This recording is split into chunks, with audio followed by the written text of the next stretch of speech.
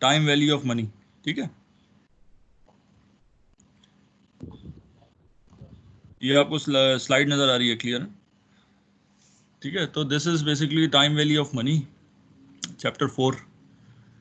अब जो है ना, ये जो हमने पिछला जो 2 था वो consider is as a module. पहला मॉड्यूल हमने डिस्कस किया चैप्टर नंबर 1 जिसके अंदर इंट्रोडक्शन वगैरह थी। उसके बाद हमने डिस्कस किया सेकंड और थर्ड चैप्टर मिला के, अगर आप एक कह लें तो उसको आपने फाइनेंशियल इंफॉर्मेशन है, फाइनेंशियल स्टेटमेंट्स का एनालिसिस, उसकी अंडरस्टैंडिंग और फिर उसका एनालिसिस, ठीक है ना। तो ये किया है। अच्छा, अब सेकंड जो है ना, अब इसका अब now will be moving towards valuation. तो एक्चुअली वैल्यूएशन के टूल्स हम डिस्कस करेंगे कि जब आप वैल्यूएशन करते हैं या जब आप इंट्रिंसिक वैल्यू मालूम करते हैं तो उसके लिए जो आप टूल्स यूज करते हैं, तो what are the tools that are used for valuation.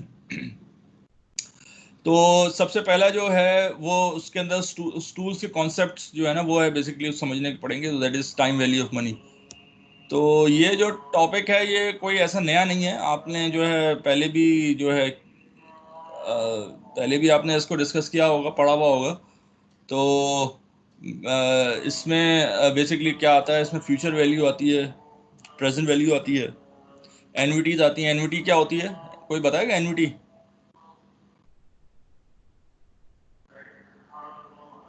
Anybody? Ji sir sir, एक ये स्पेसिफिक परमानेंट पेमेंट्स होती हैं for the probably for a longer period or for the rest of the हाँ, life तो when you kind have of. Cash flow which are equal constant cash flows for a longer period of time, उसको annuity कहते हैं।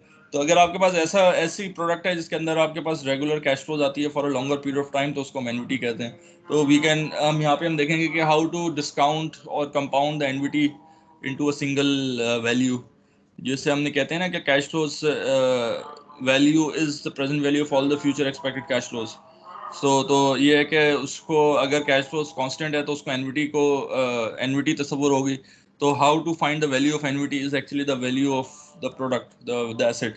तो इस वजह से हम एनविटी देखेंगे, रिटर्न्स देखेंगे, और लास्ट इज एमोटाइजेशन। तो एमोटाइजेशन एक कॉन्सेप्ट है, वो हम डिस्कस करेंगे। तो वो हम लास्ट एंड में करेंगे। तो दिस इज बेसिकली हम ये इसको देखेंगे। तो पहले इसको समझने के लिए थोड़ा सा एक कॉन्सेप्ट समझ लें टाइम लाइन का, ठीक है। ये टाइम लाइन आपको क्लियर हो रही है, नजर आ रही है? टाइम लाइन के अंदर क्या होता है कि यू हैव अ पीरियड, और दूसरा होता है यू हैव कैश फ्लोस, और तीसरा जो होता है वो होता है आपका इंटरेस्ट, यानी परसेंटेज फॉर्म में ना, डिस्काउंट फैक्टर। तो अब सवाल ये है कि अब यहाँ पे यू हैव टाइम, नॉर्मली एक नॉर्मल कैश फ्लो है जिसके अंदर यू हैव एक्सपेंसेस एक्सपेंशन। यहाँ पे टाइम जीरो पे यू आपने कैश आउटफ्लो हो रही है एक, ठीक है। नॉर्मली यहाँ नेगेटिव होती है कैश फ्लो जीरो, और फिर कैश फ्लो 1 2 3 पॉजिटिव होती है। तो ये बता रहा है कि पीरियड जीरो, अच्छा ये पीरियड जो है वो ईयर भी हो सकते हैं, कुछ भी हो सकते हैं। अमूमन जो है ना उसको हम ईयर कहते हैं। अगर हम ये कहते हैं पीरियड ईयर है तो टाइम जीरो पे, यानी जैसे जब आपने इन्वेस्टमेंट की है तो this is the cash flow जो कि आपको आपके पास आ रही है या आपके साथ जा रही है। तो C F zero is basically the cash flow inflow और आउटफ्लो जो कि आपको करनी है। फिर सी एफ 1 2 3 जो है ये कैश फ्लोज आपको आ रही होती हैं, यूजुअली दीज आर इनफ्लोज। सो इसको हम कहते हैं टाइम लाइन, ठीक है। तो concept of time value money वो क्या है? वो कॉन्सेप्ट ये है कि ये जो कैश फ्लो 1 है, ठीक है, लेट सपोज अगर हम ये कहते हैं कि कैश फ्लो 1 जो है ये भी 100 रुपीज़ है और कैश फ्लो जीरो भी 100 रुपीज़ है, तो क्या ये दोनों कैश फ्लो इक्वल होंगी? यानी कि इन अदर वर्ड्स, अगर आपको 100 रुपए एक साल बाद मिल रहे हैं और 100 रुपए आज मिल रहे हैं, तो क्या उन 100 रुपए की वैल्यू इक्वल होगी? नहीं नहीं सर। ठीक है, तो क्योंकि वो इक्वल नहीं होगी, उसकी वजह क्या है? उसकी वजह यह है कि अगर आज आप 100 रुपए मिलेंगे तो आप उसको 100 रुपए को एक साल के लिए इन्वेस्ट कर देंगे, ठीक है। देखें, एक चीज़ समझ लें कि अगर आज के 100 रुपए में एडिशनल चीज़ क्या है कि आज आप खर्च कर सकते हैं, कल को आपके 100 रुपए जो है वो आप खर्च नहीं कर सकते। तो अब अगर आप खर्च कर सकते हैं तो आज की 100 रुपए की वैल्यू ज़्यादा है। और दूसरा ये कि अब कितनी ज़्यादा है वो निकालने के लिए हम ये कहते हैं, अज्यूम ये करते हैं कि अगर आज आपने वो खर्च नहीं किया, यानी कि दोनों वैल्यू को इक्वल कर दें, यानी आज के 100 रुपए और कल के 100 रुपए को इक्वल कर दें। वो कैसे होगा कि अगर कल का 100 रुपए भी आपकी सेविंग थी तो आज के 100 रुपए भी सेविंग कर दें। तो अगर आप सेव करेंगे तो क्या करेंगे, वो आप इन्वेस्ट कर देंगे। तो अगर आप 1 साल के लिए इन्वेस्ट कर देंगे तो लेट्स सपोज 10% पे आपने इन्वेस्ट किया, तो आपको जो 1 साल बाद जो पैसे मिलेंगे वो 110 रुपये मिलेंगे। तो आज के 100 रुपये की वैल्यू कल के 110 के वैल्यू के बराबर होगी। ठीक है, तो अगर मैं ये कहूँ कि आज आपको 110 रुपये, आप आज आपको 100 रुपये मिल रहे हैं, यानी CF0 100 रुपीज़ है और CF1 जो है वो 110 रुपीज़ है, तब क्या, तब नाउ यू बिकेम इंडिफरेंट। ठीक है ना, उसके बाद अब तब आप क्या फॉलो करेंगे? फिर मैं आपसे अगर सवाल करूं कि आप कौन सा लेंगे, तो फिर आप ये कहेंगे कि दोनों बराबर हैं, क्योंकि अगर आज आपने 100 रुपये इस्तेमाल नहीं किए, कंसीडरिंग द इंटरेस्ट इज 10%, तो वो आप री इन्वेस्ट कर देंगे तो आपको 110 रुपये कल मिलेंगे 1 साल बाद, तो वो दोनों बराबर होंगे।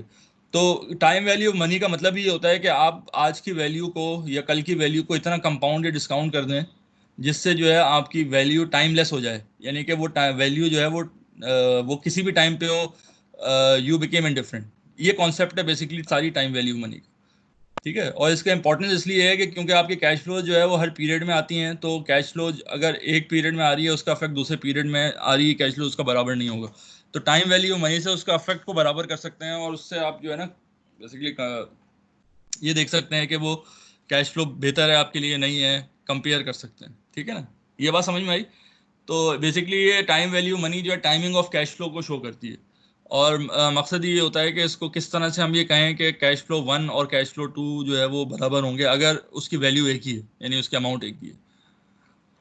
तो ज़ीरो का मतलब टुडे है, टाइम 1 जो है that is the end of the first year period, या जो भी पीरियड आपका ईयर है या मंथ है, और टाइम 2 जो है the end of the second period है, time 3 end of the third period. कोई कोई क्वेश्चन समझ में आई बात? Anybody, any questions? सर तो इसको स्टैंडर्डाइज किस बेसिस के ऊपर किया जाता है? हम जिन चीज़ों में इन्वेस्ट करते हैं उनकी बेसिस के ऊपर इसकी टाइम वैल्यू ऑफ मनी निकालेंगे, या इंटरेस्ट रेट जो मार्केट में चल रहा होगा, जैसे इस वक्त स्टैंडर्ड चल रहा है स्टेट बैंक ने जो दिया है उसकी बेसिस के ऊपर निकालेंगे? किस तरह करते हैं इसको? असल तो कॉन्सेप्चुअली तो आपकी अपॉर्चुनिटी कॉस्ट से निकलेगा।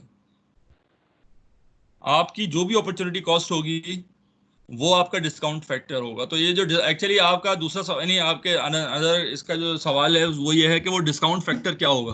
वो डिस्काउंट फैक्टर वो होगा जो मार्केट में चल रहा है, या वो डिस्काउंट फैक्टर वो होगा कि जो आप अपने जो आप इन्वेस्ट करेंगे जिधर जो आपको रिटर्न मिलना था वो है। तो इसका जवाब यही है कि the discount factor would be your opportunity cost. इसका मतलब ये है कि अगर आपने एक ऐसी जगह इन्वेस्ट करना था, यानी कि आपने जिस बिजनेस में लगाया है पैसा, लेट्स सपोज इसमें लगाया है, इसी सिमिलर रिस्क प्रोफाइल के बिजनेस में अगर आप पैसा लगाते तो उस वक्त आपको कितना रिटर्न मिलना था, that would be your opportunity cost. ठीक है ना, तो अगर इन केस के अगर वो फिक्स इन्वेस्टमेंट में लगाया हुआ है तो इंटरेस्ट रेट जो है वो आपकी अपॉर्चुनिटी कॉस्ट होगी, यानी कि आपके रिस्कीनेस के हिसाब से जो भी इंटरेस्ट रेट बनता है वो आपकी अपॉर्चुनिटी कॉस्ट होगी। तो इसलिए जो है हम टू बी सिंपलिस्टिक में उसके लिए रखने के लिए हमने उसको इंटरेस्ट रेट ले लिया, बिकॉज मोस्टली हम यहाँ पे जो इन्वेस्टमेंट जो डील करेंगे वो फिक्स इनकम की होगी। तो जो फिक्स इनकम की इन्वेस्टमेंट होगी वो उसमें जो है बेसिकली आप इंटरेस्ट पे ही दे रहे होते हैं, तो आपको जो रिटर्न मिल रहा होता है वो इंटरेस्ट पे हो। आप तो आपकी अपॉर्चुनिटी कॉस्ट भी इंटरेस्ट बेस्ड होती है। यहाँ पे जो इंटरेस्ट होगा वो क्या होगा, इंटरेस्ट भी बहुत सारे होते हैं, काइबोर भी होता है, फिर ये कि टी बिल का रेट भी होता है, मुख्तलिफ होते हैं। तो यहाँ वो इंटरेस्ट होगा कि जो जिस जगह आपने इन्वेस्ट कर रहे हैं, जिस जिस भी बॉन्ड में आप इन्वेस्ट कर रहे हैं, जिस भी प्रोडक्ट में कर रहे हैं, उसी रिस्क की कोई और प्रोडक्ट, यानी अगर आप इसमें इन्वेस्ट नहीं करते, इसकी इसी रिस्क में कहीं और जा रहे होते हैं, तो उसमें जो रिटर्न आपको इंटरेस्ट मिल रहा होता है that would be interest rate जो आप यहाँ as a discount factor apply करते हैं। क्लियर है? ये तो sir, do we show it somewhere, या ये किस चीज़ के लिए यूज होता है फिर ये टाइम वैल्यू ऑफ मनी का जो कॉन्सेप्ट है, मतलब किस चीज़ के लिए? हमारी फ्यूचर डीलिंग्स के लिए यूज होता है, या हमारी वैल्यूएशन के लिए यूज होता है, या वैल्यूएशन के लिए होता है ना। आप जो है जब आप वैल्यू करते हैं किसी भी चीज़ की, तो आपको तमाम जो उसकी कैश फ्लो जो आपको टाइम 1 से लेकर इन्फिनिटी तक की जितनी भी कैश फ्लोज आ रही हैं उसको टाइम 0 पे ले जाना पड़ेगा उसकी वैल्यू निकालने के लिए, यानी कि तो उसके लिए जो है जब मूव करेंगे टाइम वाइज एक कैश फ्लो को एक टाइम से दूसरे टाइम पे लिए, तो उसके लिए ये कॉन्सेप्ट यूज होता है टाइम वैल्यू मनी का। ठीक है ना? ठीक है सर, थैंक यू। और कोई सवाल है? बस sir at the same time इसको हम एक तरह से फिजिबिलिटी के लिए भी यूज कर सकते हैं for the decision making. For example if I am investing 1 million at time 0 and with an intermittent जो कैश फ्लोज हैं ओवर द पास्ट 5 years, और उनको मैं डिस्काउंट करूँ एक अपॉर्चुनिटी कॉस्ट के हिसाब से, तो आई कैन असेस कि इसकी प्रेजेंट वैल्यू क्या होनी चाहिए. So is it a feasible business for me to go ahead और नॉट, राइट? बिल्कुल बिल्कुल. फिजिबिलिटी जो है आप ये देखते हैं ना उसका रिटर्न वर्सेस कॉस्ट. तो अगर आपकी कॉस्ट से बेहतर है तो रिटर्न कैसे निकलेगा? वो आपको एक वैल्यू चाहिए होगी, बिजनेस की वैल्यू क्या है. और वैल्यू जो है is a present value for the future expected cash flows. तो आपको कैश फ्लोज को डिस्काउंट करना पड़ेगा, तभी आप वैल्यू निकालेंगे जिससे आप फिजिबिलिटी निकालेंगे. सो बिल्कुल बिल्कुल यूज हो सकता है फिजिबिलिटी के लिए भी. Anything else? तो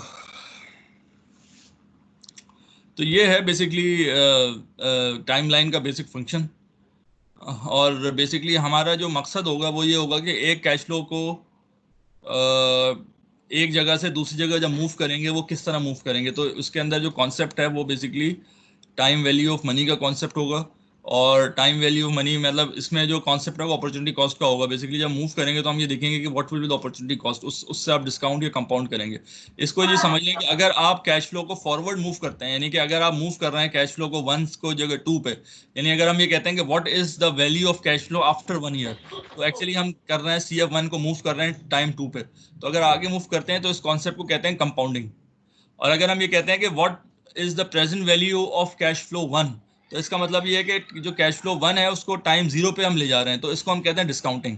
ठीक है. तो सर अगर आप फॉरवर्ड किसी चीज को मूव कर रहे हैं तो उसको हम कंपाउंडिंग कहेंगे, अगर इसको पीछे की तरफ ले जा रहे हैं तो उसको डिस्काउंटिंग कहेंगे. सही है सर ना. इसके बेसिकली फॉर्मूला अलग अलग होते हैं जी.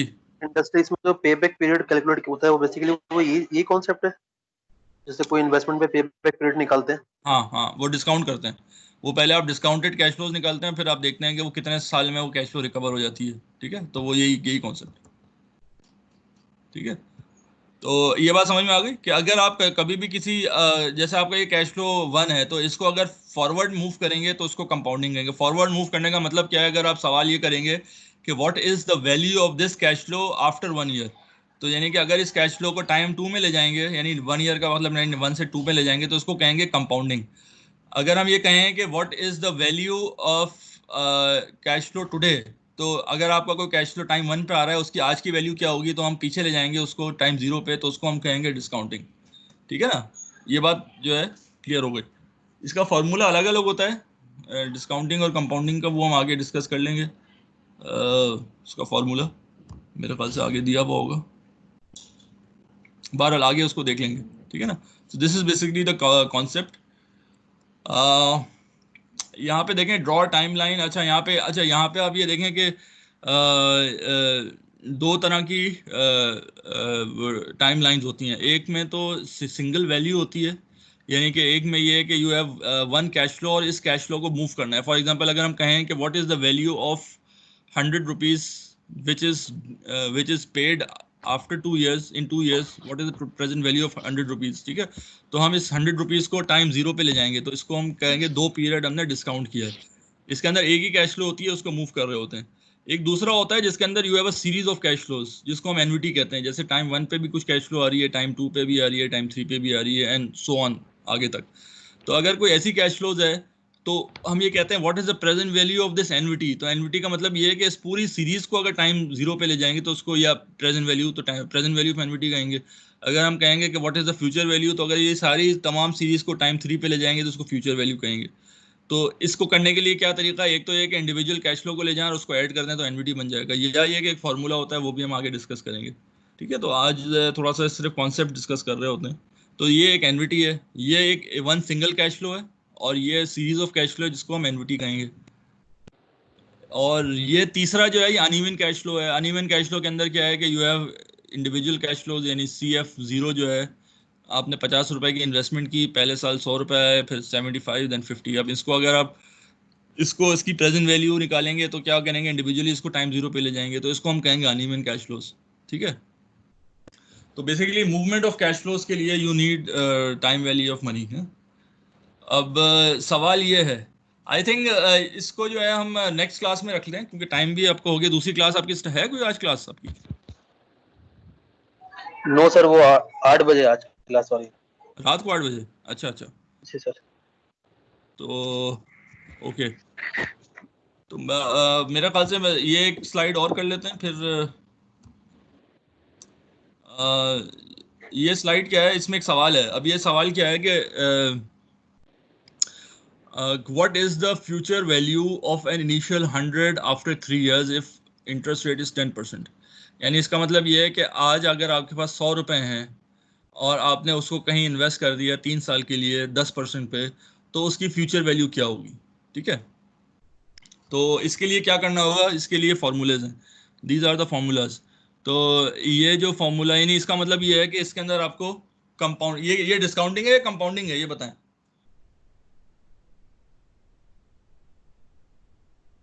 जी। ये कंपाउंडिंग है सर। कंपाउंडिंग क्यों क्यों कंपाउंडिंग है? Compounding. क्योंकि आप टाइम 0 से लेके इसको 100 को जो है टाइम 0 से टाइम 3 पे ले जा रहे फ्यूचर वैल्यू पे लेके जा रही है। हैं, ठीक है ना। अगर ये टाइम 3 पे होती है और टाइम 1 पे 0 पे ले जाते तो इसको डिस्काउंटिंग कहते हैं। अब देखें कंपाउंडिंग का फॉर्मूला क्या है, वो ये है, future value is equals to present value plus 1 plus I, I is the interest rate raised to power n। Discounting का फॉर्मूला क्या है, प्रेजेंट वैल्यू, यानी कि अगर इसी को, अगर आप आई रेज टू पावर n को इधर ले जाएं, नीचे ले जाएं, तो वो प्रेजेंट वैल्यू का फॉर्मूला बन जाएगा। तो वही आपने मैथमेटिकल ऑपरेशंस करके ये दूसरा फॉर्मूला है। तो ये कंपाउंडिंग या डिस्काउंटिंग कहलाता है। अभी जो हमारा सवाल था कंपाउंडिंग था, तो आप ये निकाल सकते हैं इसकी वैल्यू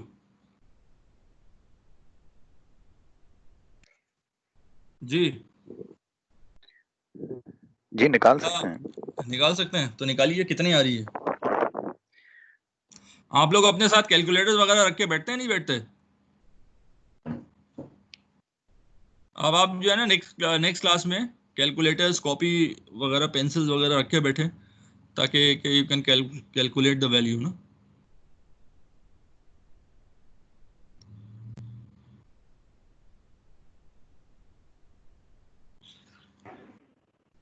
सर वो डेटा जो था वो पिछली स्लाइड पे था ना, if you can please go back.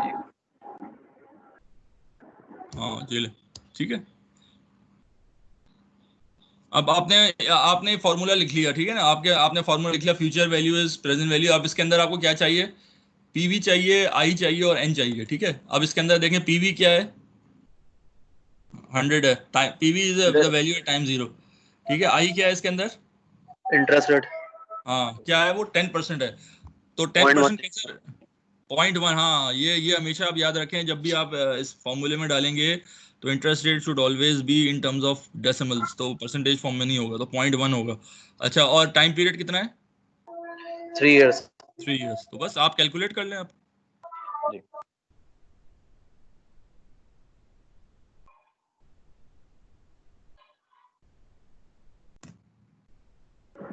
$133 173 33 future 133, ठीक है, 133 आ रहा है, ठीक है, 133 आ रहा है, ठीक है, 133 पॉइंट समथिंग होगा, कितना है? 0.1, ठीक है। तो अगर हम इसको लिख देते हैं कि यहाँ पे जो है ना इसकी जो वैल्यू है वो आ रही है, यहाँ ऐसे ही लिख देते हैं 133.1, ठीक है।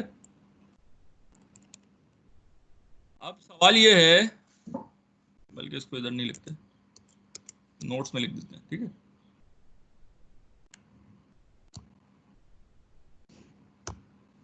इसकी जो वैल्यू आ रही है आपकी, कह रहे हैं 133.1 आ रही है, ठीक है।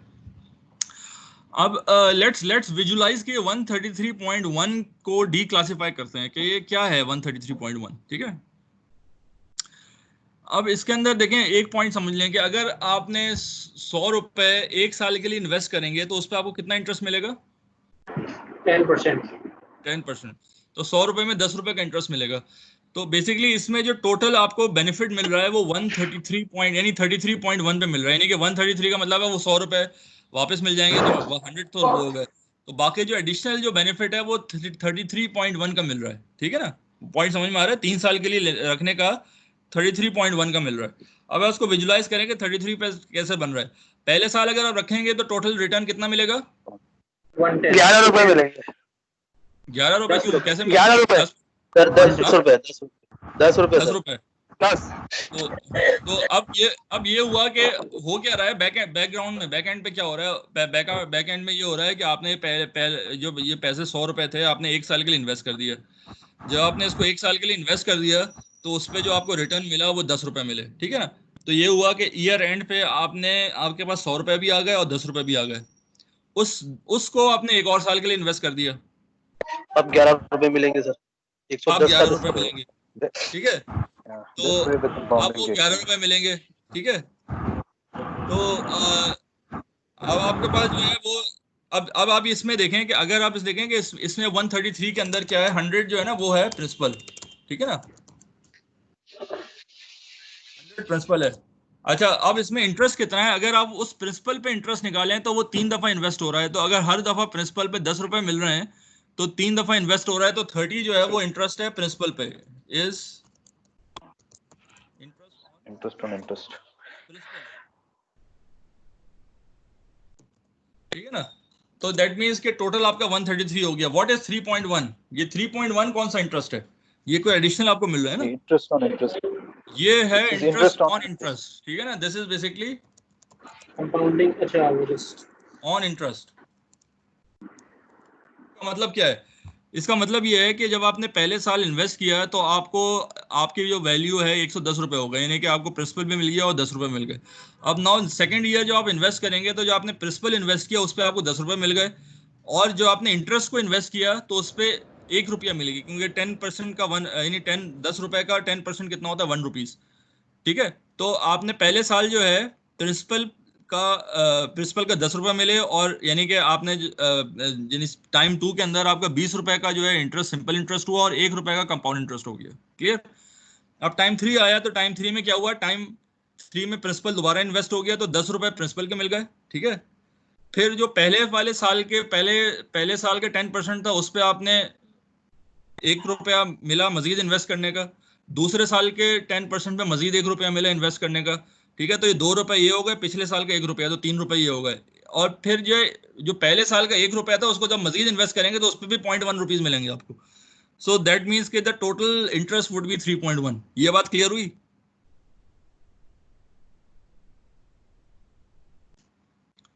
नहीं सर, लॉजिकली तो क्लियर है। ये वही हमने लास्ट चेक किया था अकाउंटिंग में। सर एक चीज है इसमें, whenever we are calculating value, will it be mentioned that we need to consider compounding और सिंपल इंटरेस्ट? देखिए जब भी आप फॉर्मूला यूज करते हैं प्रेजेंट वैल्यू का या फ्यूचर वैल्यू का, उसके अंदर जो है दोनों इफेक्ट कंपाउंड आ जाते हैं, कंपाउंडिंग भी आ जाती है और सिंपल भी आ जाता है। तो अब जैसे आपने फॉर्मूला लगाया, फॉर्मूला ने तो एक वैल्यू निकाल के दे दी 133.1, ठीक है। अब ये इसका बैक एंड पे क्या चल रहा है, ये तो एक वैल्यू है, बैक एंड पे क्या चल रहा है ये आपको समझना जरूरी है कॉन्सेप्चुअली। बैक एंड पे क्या चल रहा है कि इसके अंदर 3 चीजें हो रही हैं। एक तो ये कि प्रिंसिपल इन्वेस्ट हो रहा है, प्रिंसिपल वापस मिल रहा है, तो 133 का जो है ना में 100 जो है that is principal. Second is basically वो प्रिंसिपल जब आप री इन्वेस्ट करते हैं 3 पीरियड के लिए, तो हर पीरियड पे प्रिंसिपल का आपको 10 रुपए मिल रहे हैं, तो बेसिकली 30 रुपीज जो है आपके इंटरेस्ट होगा प्रिंसिपल पे। तो प्रिंसिपल पे इंटरेस्ट आपका जो है मिल जाता है 30 रुपीज, तो 130 जो है आपका अकाउंट फॉर हो गया। 3.1 एक्स्ट्रा क्या आ रहा है, वो ये आ रहा है क्योंकि जब अपने फर्स्ट ईयर का जो इंटरेस्ट है जब वो आप सेकंड पीरियड और थर्ड पीरियड में इन्वेस्ट करेंगे तो 1-1 रुपए उसका मिलेगा, ठीक है। और सेकंड पीरियड का इंटरेस्ट जब थर्ड पीरियड इन्वेस्ट करें 1 रुपए उसका मिलेगा, तो 3 रुपए उसके हो गए कंपाउंड इंटरेस्ट के, ठीक है। तो 133 हो गए, और फिर 1 रुपया मजीद मिलेगा क्योंकि उसके इंटरेस्ट को जब आप मजीद जो उसको, तो बेसिकली ये जो कंबाइन इफेक्ट सारे इंटरेस्ट का है वो 3.1 आ रहा है। तो अगर आप टोटल निकालें 133.1 तो उसके अंदर आपका प्रिंसिपल भी है, सिंपल भी है और कंपाउंड इंटरेस्ट भी है, क्लियर। ये सिर्फ समझाने का मकसद ये था कि जब आप कैश फ्लो मूव करते हैं तो वो किस तरह मूव होती है बेसिकली। अगर आप ये कहते हैं मैंने 3 साल के लिए इन्वेस्ट कर दिया, तो इसका मतलब क्या है कि वो हर साल जो है ना आपको वो वापस मिलेगा और आप उसको री इन्वेस्ट करेंगे अगले साल के लिए उसी रेट पर, तो उसका कम्युलेटिव इफेक्ट जो है वो 133.1 आ रहा है, ठीक है ना। इसका समझाने का मकसद ये है कि बैक एंड पे क्या हो रहा है actually. You are getting the principal back, and every year you are getting the principal back, and then you are reinvesting the principal at the same rate for the next year. तो ये consequently होता रहेगा जब तक जो है आपका time period and नहीं हो जाता। ये बात क्लियर हुई, समझ में आई? जी सर। सर एक क्वेश्चन है जी। अभी जो प्रेजेंट वैल्यू है 100 और फ्यूचर वैल्यू 133 हो रही है, तो दे आर हाँ। ऑल इक्वल है, हाँ इक्वल है, मतलब इन इक्वल टर्म्स है, ऑफ वैल्यू ये दोनों इक्वल है। बिल्कुल इक्वल है। हाँ, ओके। यानी कि इक्वल का मतलब क्या है कि अगर आपको आपसे सवाल किया जाए कि आपको 100 रुपए आज मिल रहे हैं और 133 रुपए 133.1 रुपीज जो है वो आपको मिल रहे हैं 3 साल के बाद, आप उसमें से कौन सा सेलेक्ट करेंगे, तो यू बिकेम इनडिफरेंट। इसका मतलब है कि दोनों की वैल्यू इक्वल है, क्योंकि बिल्कुल अगर ठीक है। आपको आज 100 रुपये मिलेंगे तो अगर आप वो इन्वेस्ट भी करेंगे आप अपने रेट पे, तो आपको 133 मिलेंगे थर्ड ईयर पे ना। तो अब आपके लिए वो 133 रुपये तीसरे साल मिलना और 100 रुपये आज के साथ आज मिलना, ये दोनों आपके लिए बराबर है। ठीक है, थैंक यू। ठीक है, और कोई सवाल इसके अंदर? ये क्लियर हुई बात? खास तौर पे इसका बैक एंड ऑपरेशन, ये कॉन्सेप्ट आपको क्लियर होना बड़ा जरूरी है। कोई सवाल है? तो इसका मतलब ये है कि हम जो है, जब भी आप 1 साल से ज़्यादा पीरियड के लिए डिस्काउंटिंग या कंपाउंडिंग करते हैं, तो इसके बैक एंड पे ये हो रहा होता है कि हर दफ़ा जो है वो रिडीम हो रहा होता है और फिर री इन्वेस्ट हो रहा होता है। ठीक है, इस प्रोसेस में यानी कि इसका कम्युलेटिव इफेक्ट जो है सिंपल इंटरेस्ट और कंपाउंड इंटरेस्ट मिला के आता है। यहाँ तक बात क्लियर है? तो ये आप थोड़ा सा देख लीजिएगा कुछ ये फार्मूलाज वगैरह, और नेक्स्ट क्लास में हम ये रख लेते हैं। फिर इसमें कुछ कैलकुलेशंस भी हैं, तो will continue in the next class. अभी हम यहाँ एंड कर लेते हैं, ठीक है। सो ये इसमें जो है मेरे ख्याल से आप थोड़ा सा किताब के जो बहुत बेसिक लेवल के क्वेश्चंस हैं वो आप कर सकते हैं इसमें, just to have a practice. मैं सिर्फ ये कह रहा हूँ, तो कुछ प्रैक्टिस कर लें और नेक्स्ट टाइम जब आएँ तो आप अपने पास जो है ना ये कैलकुलेटर्स वगैरह रखे लाएं, ताकि कि यू हैव आप उसको कर सकें। क्लियर है? Any questions? जी सर, क्लियर, थैंक यू। ठीक है, अच्छा, तो विल एंड अप हियर। ठीक है, तो इंशाल्लाह will meet in next class, और नेक्स्ट क्लास के अंदर हमारा जो है डिस्कस किया वो जो है, यू शुड बी प्रिपेयर्ड और